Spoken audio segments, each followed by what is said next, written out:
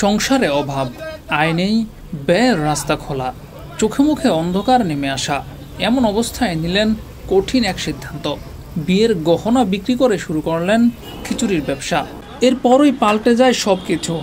গল্পের বাকি অংশটা সাফল্য আর আনন্দের। আর্ন করার রাস্তা ছিল না, ব্যয়ের রাস্তা ছিল। তো আমার হাজব্যান্ড বেকার ছিল আসলে।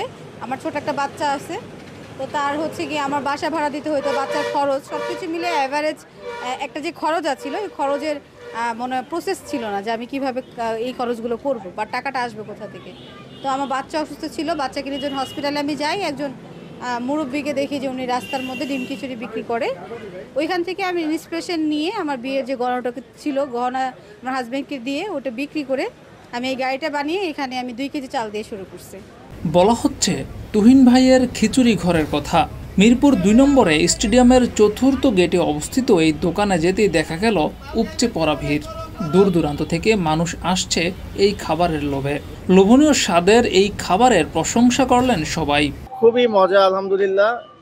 এরকম পরিবেশে আসলে এরকম এত মজার খাবার পাওয়াটা আসলে আনএক্সপেক্টেড ছিল, বাট যতটুকু এক্সপেক্ট করছি তার থেকে অনেক মজা, আলহামদুলিল্লাহ। খাবারের মান ভালো, আলহামদুলিল্লাহ। যতটুকু মানে যাই বললাম তো, যা এক্সপেকটেশনস ছিল যে এখানে খাবার কিরকম হবে না হবে রোড সাইড, বাট সেই তুলনায় খুবই আলহামদুলিল্লাহ খাবার ভালো। আসলে আজকেই প্রথম আমার বাসা এদিকেই, বাট যাওয়া আসা করা হতো, বাট তখন খাওয়া হয় নাই। আজকে ভাবলাম যে একটু রোডের পাশে একটু খেয়ে দেখি কেমন। তো নরমাল, আলহামদুলিল্লাহ ভালো। যতটুকু যা বললাম এক্সপেকটেশনস এর থেকে খুবই ভালো খাবার ছিল, আলহামদুলিল্লাহ। এই দোকানে একটা হলো ব্যবহার দিতে হলো বা এর খাবারের মান খুব ভালো। মাঝে মধ্যে বলতে সপ্তাহে একবার হলো আসি ভাই এই জায়গায়। খাবারের মানটা খুব ভালো, আর রাতেরবেলা খাবার কি রোডঘাটটা নিরিবিলি থাকে, আসতেও মজা লাগে। আর এই টাইমে ওয়েদারটা খুব ভালো, এই ওয়েদার হলো খিচুড়িটা বেস্ট। এই জায়গায় খাবারটা খুবই মানে মানসম্মত। দামটা ভাই পারফেক্ট ভাই। এই জায়গায় আপনি যে দামটা নিতে আসে তারা বেশি নিতে আসে না, দামটা পুরো পারফেক্টই আছে। সব জায়গার থেকে এই জায়গায় মানে যে সব জায়গায় যে দাম ওই দামে রেগুলার দাম নিতে আসে, তারা বাড়তি কোনো খাবারের দাম নিতে আসে না। খাওয়ান রসিক আছে, তারা বলতে পারবো এই জায়গায় খাবারের মান কি আছে ভাই। আমি এই জায়গায় সব আইটেমই নেওয়া হয়েছে আমার, আমি প্রতিবারে আসি সব আইটেমই নেই ভাই। আমার কাছে হাঁসের গোশটা বেস্ট লাগে আর ঝোড়া মাংসটা। আবার আমার ওয়াইফের আপনি কলিজি আর ওই আপনি চুইজালটা খায়, আজকে চুইজালটা আমরা পাইনি, শেষ হয়ে গেছে। এই জন্য আপনার ওই যে গরুর ভুনাটা নেওয়া হয়েছে। 2 কেজি চাল দিয়ে খিচুড়ির ব্যবসা শুরু, সঙ্গে ছিল ইলিশ মাছ। ইলিশ খিচুড়ি দিয়ে মানুষের মন জয় করলেও এখন আর ব্যবসা শুধু ইলিশ খিচুড়ির মধ্যে সীমাবদ্ধ নেই। এখন পাওয়া যাচ্ছে বিভিন্ন রকমের বিভিন্ন স্বাদের খাবার। আলহামদুলিল্লাহ 2 কেজি থেকে আমার এখন প্রায় 50 কেজির মতো যায়। আমার এখানে প্রায় 26 ধরনের আইটেম আছে, সাথে ভর্তা হচ্ছে কমপ্লিমেন্টারি ফ্রি দিয়ে দিই। কথার মধ্যেই জানা গেল এখানে 2 রকমের খিচুড়ি পাওয়া যায়। পাওয়া যায় সাদা ভাত, সঙ্গে থাকে 4 রকমের ভর্তা যা পুরোপুরি ফ্রি। সেই সঙ্গে থাকে গরু, মুরগি, হাঁস, খাসির বিভিন্ন আইটেম। রাইস হচ্ছে 4 ধরনের, ল্যাটকা খিচুড়ি, ভুনা খিচুড়ি, সাদা পোলাও, সাদা ভাত। আর এখানে 26 ধরনের আইটেমের মধ্যে গরুর প্রায় 10টা আইটেম আছে, মুরগি আছে, হাঁস আছে, খাসি আছে।